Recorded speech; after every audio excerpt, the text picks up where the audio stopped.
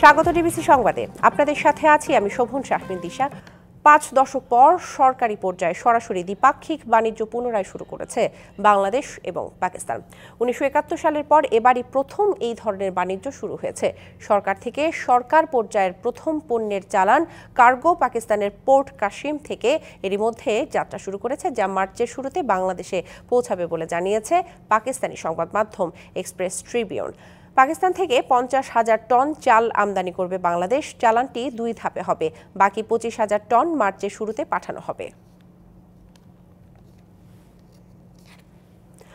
বাংলাদেশকেই ঠিক করতে হবে তারা প্রতিবেশী দেশ ভারতের সঙ্গে কেমন সম্পর্ক চায়, এমন মন্তব্য করেছেন দেশটির পররাষ্ট্রমন্ত্রী এস জয়শঙ্কর। অন্তর্বর্তী সরকারের উপদেষ্টাদের সাম্প্রতিক কিছু বক্তব্যকে অযৌক্তিক আখ্যায়িত করেন তিনি। স্থানীয় সময় শনিবার দিল্লি বিশ্ববিদ্যালয়ের এক অনুষ্ঠানে বাংলাদেশ নিয়ে প্রশ্নের জবাবে এসব কথা বলেন এস জয়শঙ্কর। বলেন, বাংলাদেশ ভারতের প্রতিবেশী, দেশটির পরিস্থিতি শান্ত হোক, এটাই চাওয়া।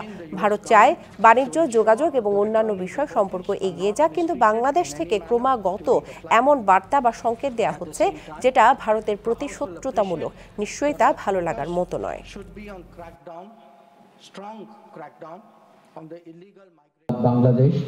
আমরা অবশ্যই আমাদের প্রতিবেশী দেশের ভালো চাই। বাংলাদেশের সাথে আমাদের দীর্ঘ ইতিহাস রয়েছে। এটা বিশেষ এক সম্পর্ক যা ১৯৭১ সাল থেকে চলে আসছে। কিন্তু গত বছর কিছু ঘটনা ঘটেছে, আপনারা সবাই জানেন তা। আমার মনে হয় আমাদের জন্য বিষয়টা খুবই উদ্বেগজনক। বাংলাদেশকে ঠিক করতে হবে তারা ভারতের সাথে কেমন সম্পর্ক চায়।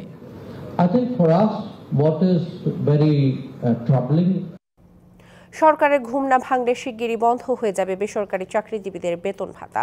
ব্যবসায়ীদের অভিযোগ, সরকার শিল্প কারখানায় জ্বালানি নিরাপত্তা দিতে ব্যর্থ হয়েছে।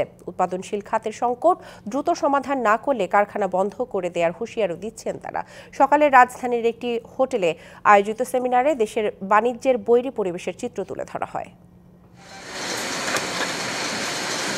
শিল্পের চাকা ঘুরলে তৈরি হয় কর্মসংস্থান, গতি পায় অর্থনীতি, আর সে চাকা ঘোরাতে প্রয়োজন ন্যায্য মূল্যে নিরবচ্ছিন্ন জ্বালানি। গবেষণা প্রতিষ্ঠান পলিসি এক্সচেঞ্জ অব বাংলাদেশ এবং ইআরএফ আয়োজিত সেমিনারে বক্তারা বলেন, গেল সরকারের ভুল নীতি আর আবারও জ্বালানির দাম বাড়ানো হলে অনেক কারখানাই বন্ধ হয়ে যাবে। একবারে প্রায় ১৫% বেড়ে যায় গ্যাসের প্রাইস, তাহলে বাংলাদেশের অর্থনীতির জন্য প্রাইভেট সেক্টর, পার্টিকুলারলি ইন্ডাস্ট্রি যারা এনার্জি ইন্টেন্সিভ, তাদের কম্পিটিটিভনেস খুব ডিফিকাল্ট হয়ে যাবে। শিল্প উদ্যোক্তারা অভিযোগ করেন, জটিল করকাঠামো, সরকারি সংস্থাগুলোর অসহযোগিতায় এমনিতেই কঠিন সময় পার করছে শিল্প খাত। নতুন কেউ যদি এনার্জি ইন্ডাস্ট্রি করে তাকে 150% বাড়ানো হবে, এক্সপানশন করলে 50% বাড়ানো হবে। Thanks god to the government যে তারা এই ধরনের অ্যানাউন্সমেন্ট এখন করেছে, কারণ আমরা কেউ আর ইন্ডাস্ট্রি করতে ইন্টারেস্টেড না এবং এটা হবে না। বাংলাদেশে কোনো ইন্ডাস্ট্রি আর হবে না। শুধু দেশীয় উদ্যোক্তা নয়, বৈরী ব্যবসা পরিবেশের কারণে বিপাকে আছেন বিদেশি উদ্যোক্তারাও।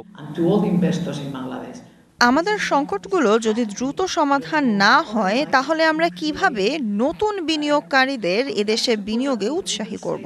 সরকারকে বলবো, বেসরকারি খাতের সঙ্গে বসুন, সমস্যাগুলোর গুরুত্ব বুঝে সমাধান দিন। উদ্যোক্তারা বলেন, বাণিজ্য পরিবেশ নিশ্চিতে উদাসীন থাকলে সামনের দিনে বেসরকারি কর্মীদের বেতন ভাতা বন্ধ হয়ে যাবে। আমরা কিন্তু প্রতিদিন ঝুঁকিপূর্ণ একটা জায়গায় চলে যাচ্ছি। আপনারা বুঝতে পারবেন যেদিন আপনাদেরও বেতন হবে না। Very soon it is coming. এ সময় জ্বালানির দাম বাড়ানোর সমালোচনা করেন বিশ্লেষকরাও। অন্য খান থেকে গ্যাস সরায় প্রায়োরিটাইজ করে দেশের খাতিরে, আমাদের ডলারের খাতিরে আমাদের গ্যাসটা ইন্ডাস্ট্রিতে দেওয়া উচিত, কারণ এইটাই আমাদের সবচেয়ে বেস্ট রিটার্ন আনবে। ব্যবসায়ীদের অভিযোগের জবাবে বিইআরসি চেয়ারম্যান আশ্বাস দেন, যৌক্তিক দাবি বিবেচনার। আমরা যদি বোলার গ্যাস ঢাকায় নিয়ে আসতে পারি, অন্তত 3 বছরের জন্য আমি মনে করি যে আমরা নিঃশ্বাস ফেলতে পারবো, একটা রেসপিরেশনের সুযোগ পাওয়া যাবে। এ সময় জানানো হয়, আগামী 26শে ফেব্রুয়ারি থেকে গ্যাসের দাম বৃদ্ধির গণশুনানি শুরু হওয়ার কথা রয়েছে। ডিপ্লিশন কি হবে, we are not sure yet. Mustafa Mahbub, DBC news, Dhaka. সংস্কারের দোহাই দিয়ে নির্বাচন আয়োজনে কালক্ষেপণ করলে আন্দোলনে যাওয়ার হুঁশিয়ারি দিয়েছেন বিএনপি নেতারা। দ্রব্যমূল্যের নিয়ন্ত্রণ এবং আইন শৃঙ্খলা রক্ষায় সরকার ব্যর্থ দাবি করে তারা বলেন, শুধু নির্বাচিত সরকারই পারবে সাধারণ মানুষকে স্বস্তি দিতে। জেলায় জেলায় কর্মসূচি থেকে এসব কথা বলেন বিএনপি নেতারা। নিত্যপণ্যের ঊর্ধ্বগতি, আইন শৃঙ্খলার অবনতি, দ্রুত নির্বাচনী রোডম্যাপের দাবিতে বিভিন্ন জেলার সমাবেশ করেছে বিএনপি। রবিবার ঠাকুরগাঁও পাবলিক লাইব্রেরি মাঠে সমাবেশে বিএনপির ভাইস চেয়ারম্যান শামসুজ্জামান দুদু বলেন, 6 মাসও নির্বাচনের রোডম্যাপ না দিয়ে এখন সংস্কার খেলা হচ্ছে। হুঁশিয়ারি দেন, গণতন্ত্র প্রতিষ্ঠা না হওয়া পর্যন্ত ঘরে ফিরবে না বিএনপি। গণতন্ত্রের জন্য যত রক্ত লাগে, যত প্রাণ দিতে হয়, সব দেবে বিএনপি। গণতন্ত্র প্রতিষ্ঠা ছাড়া বিএনপি পিছু হটবে না। চট্টগ্রামের আনোয়ারায় সমাবেশে আরেক বিএনপি নেতা আহমেদ আজম খান বলেন, নির্বাচন নিয়ে কোনো টালবাহানা করলে দাঁত ভাঙা জবাব দেয়া হবে। সংস্কারের জন্য 1 বছর যথেষ্ট সময়। 5ই অক্টোবর নির্বাচনী তফসিল ঘোষণা করুন। নির্বাচন হবে 5ই ডিসেম্বর। এদিন টাঙ্গাইলের সমাবেশে বিএনপি নেতারা বলেন, বিএনপির 31 দফার মধ্যে সব সংস্কার কথা বলা আছে, তাই আর সময় ক্ষেপণ না করে নির্বাচনের রোডম্যাপ দিতে হবে। যদি কোনো আইনের পরিবর্তন করতে হয়, যদি সংবিধানের পরিবর্তন করতে হয়, তাহলে সেটা করতে হবে জাতীয় সংসদে। সেই জন্যই আমরা বলি, সর্বাগ্রে জাতীয় সংসদে নির্বাচন করতে হবে। দেশ নিয়ে আজকে ষড়যন্ত্র হচ্ছে, নির্বাচন নিয়ে ষড়যন্ত্র হচ্ছে। আপনাদের যে আইন শৃঙ্খলার পরিবেশ যে রকম, আপনাদের দ্বারা স্থানীয় নির্বাচন করা সম্ভব না। বাগেরহাটে বিএনপির ভাইস চেয়ারম্যান বরকতুল্লাহ বুলু বলেন, নির্বাচন নিয়ে কোনো টালবাহানা চলবে না। আওয়ামী লীগকে পুনর্বাসিত করার চেষ্টা হলে তা প্রতিহত করা হবে। শেখ হাসিনা এবং তার প্রশাসন, এসপি, ডিসি, ইউনো, ওসি তারাই ভোট করেছেন। আওয়ামী লীগের গুন্ডারা ভোট করেছেন, সাধারণ মানুষ ভোট করে নাই। এদিকে সিরাজগঞ্জে জুলাই আগস্ট আন্দোলনে নিহতদের পরিবারের সাথে দেখা করেন বিএনপির স্থায়ী কমিটির সদস্য ইকবাল হাসান মাহমুদ টুকু। এ সময় ভোট আয়োজনে জোর দিয়ে তিনি বলেন, নির্বাচিত সরকার এসে সংস্কার করবে। সংস্কার। Khalid Hasan, DBC news desk. অন্তর্বর্তী সরকার কিছু ক্ষেত্রে তাদের লক্ষ্য থেকে বিচ্যুত হচ্ছে বলে মন্তব্য করেছেন বিএনপির ভারপ্রাপ্ত চেয়ারম্যান তারেক রহমান। এ সময় তিনি বলেন, সংসদকে কার্যকর করতে যত দেরি হবে, দেশে অস্থিরতা তত বাড়বে। সংসদবিহীন একটি সরকার যাই করুক, তা বাস্তবায়ন সম্ভব নয়। তাই দ্রুত নির্বাচনের মাধ্যমে স্থিতি অবস্থা প্রয়োজন বলে মনে করেন তারেক রহমান। ঢাকা বার আইনজীবী ফোরাম আয়োজিত রাষ্ট্র কাঠামো মেরামতে বিএনপির 31 দফা নিয়ে কর্মশালা। অংশ নেন বাংলাদেশ জাতীয়তাবাদী আইনজীবী ফোরামের শতাধিক সদস্য। অনুষ্ঠানে ভার্চুয়ালি যুক্ত হন বিএনপির ভারপ্রাপ্ত চেয়ারম্যান তারেক রহমান। 31 দফার নানা দিক তুলে ধরার পাশাপাশি বলেন, সংসদবিহীন একটি সরকার যাই করুক, তা বাস্তবায়ন সম্ভব নয়। বৃহৎ জনগোষ্ঠীর মতামতের রিফ্লেকশন হচ্ছে এই 31 দফা। স্বচ্ছ এবং স্বাভাবিক নিরপেক্ষ নির্বাচনের মাধ্যমে যেই রায়টি হবে, সেই রায়ের মাধ্যমে সংসদ যেটাই হোক না কেন, সেই সংসদ একমাত্র সংস্কার প্রস্তাবকে বাস্তবে রূপ দিতে সক্ষম হবে। তিনি আরো বলেন, দেশের বর্তমান অস্থিরতা কাটিয়ে স্থিতিশীলতা ফিরিয়ে আনতে দরকার দ্রুত নির্বাচন। নির্বাচন হলে যেহেতু একটি স্থিতি অবস্থা আসবে এবং ধীরে ধীরে রিফর্ম কাজগুলো শুরু হবে, সমস্যাগুলোর প্রকটতা, তীব্রতা ধীরে ধীরে কমা শুরু করবে এবং নির্বাচন হলে সমস্যাগুলোর সমাধান কিভাবে করা যায়, এটি দায়িত্বপ্রাপ্ত হবেন বিভিন্ন মানুষ। তারেক রহমান বলেন, দেশের মানুষ যে সিদ্ধান্ত নিতে চায়, তার সাথে একমত পোষণ করা বা সিদ্ধান্ত নিতে সাহায্য করাই অন্তর্বর্তী সরকারের মূল দায়িত্ব। দেশের মানুষ যে সিদ্ধান্ত নিতে চায়, সেই সিদ্ধান্তের সাথে একমত পোষণ করা। এবং অজিত সরকার, ডিবিসি নিউজ, ঢাকা।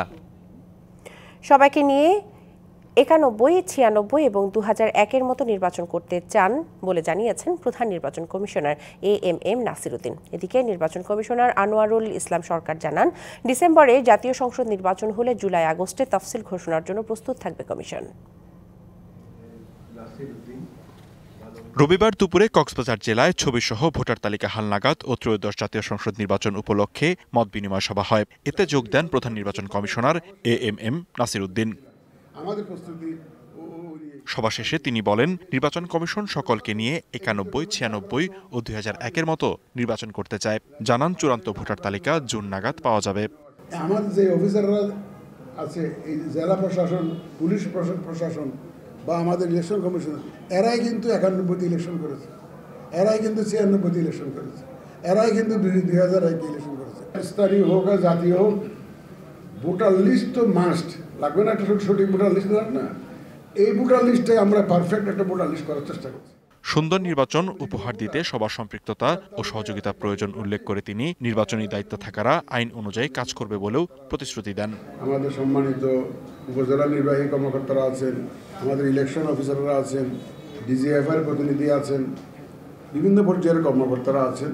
আপনারা আইন কানুনের মধ্যে আইন কানুন অ্যাপ্লাই করার ব্যাপারে 16 আনা আপনারা নিয়োজিত থাকবেন। ইলেকশন কমিশন আপনাদের সাথে আছে। এদিকে রবিবার দুপুরে আগারগাঁওয়ে নির্বাচন ভবনে স্থানীয় সরকার নির্বাচন নিয়ে সাংবাদিকদের সাথে কথা বলেন কমিশনার আনোয়ারুল ইসলাম সরকার। বলেন, এবছরের ডিসেম্বর মাসে জাতীয় সংসদ নির্বাচন হলে জুলাই আগস্টে তফসিল ঘোষণার জন্য প্রস্তুত থাকবে নির্বাচন কমিশন। আমরা ডিসেম্বরে নির্বাচন করার জন্য যে যৌক্তিক সময়টা আগে রাখতে হবে, সেই সময়ে আমরা এই শিডিউলটা ডিক্লেয়ার করব ইনশাআল্লাহ। নির্বাচন কমিশন স্বাধীন, নির্বাচন কমিশন কারোর কথায়, কারোর ইনফ্লুয়েন্সে, কারোর সুবিধা অসুবিধা বিবেচনায় নেবে না। জানান, কোনো রাজনৈতিক চাপের কাছে নতি স্বীকার করবে না কমিশন। আমলে নেওয়া হবে না কারো কোনো সুবিধা অসুবিধা। নির্বাচন কমিশন বাস্তবতার প্রেক্ষিতে। লিখনকান্তি ভৌমিক, ডিবিসি নিউজ ডেস্ক।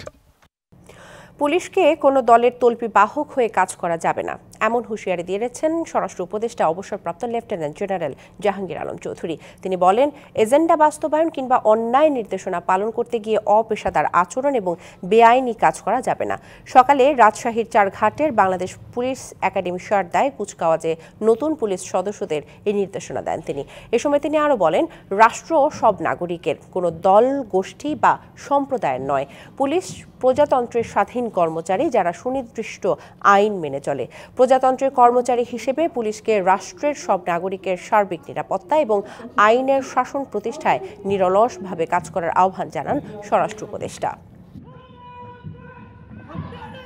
কোনো কায়েমি স্বার্থ যেন আপনাকে তাদের জলদাসে রূপান্তরিত করতে না পারে, সেই জন্য সর্বদা সতর্ক থাকতে হবে। এদেশে সাধারণ মানুষকে ভিন্নভাবে না দেখে আইনের দৃষ্টিতে সকলকেই সমান, এই সত্যটি সর্বদা ধারণ করবেন, লালন করবেন এবং চর্চা করবেন। বসবো নাকি না? একাই বসি।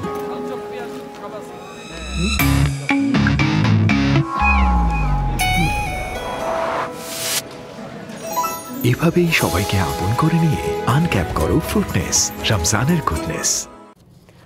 পিলখানা হত্যাকাণ্ডে নিহত 57 সেনা কর্মকর্তার স্মরণে 25শে ফেব্রুয়ারিকে জাতীয় শহীদ সেনা দিবস ঘোষণা করেছে সরকার। মর্মান্তিক এই দিনটি স্মরণে প্রজ্ঞাপন জারি করেছে মন্ত্রিপরিষদ বিভাগ। এই বছর থেকে পালিত হবে দিবসটি, তবে এই দিনে থাকবে না সরকারি কোনো ছুটি।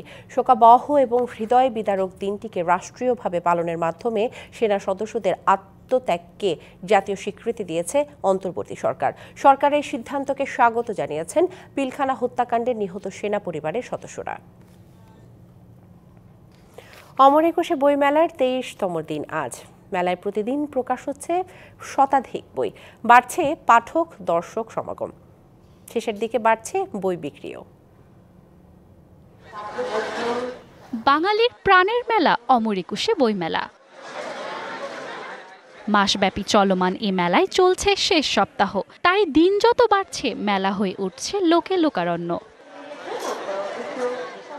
শুরুর দিকে ঘুরতে আসলেও প্রকৃত পাঠকরা এখন আসছেন মূলত বই কেনার উদ্দেশ্যে। এমনিতে তো বই মেলায় আসা হয়, কিন্তু শেষের দিকে বই মেলায় ভালো ভালো বই পাওয়া যায়, এর জন্য শেষের দিকে আসা আর কি। শেষের দিকে আসলে মেলার ভালো ভালো বইগুলো প্রকাশ পায়, তো এবার শেষের দিকে আর কি বইটা কিনতেই আসা।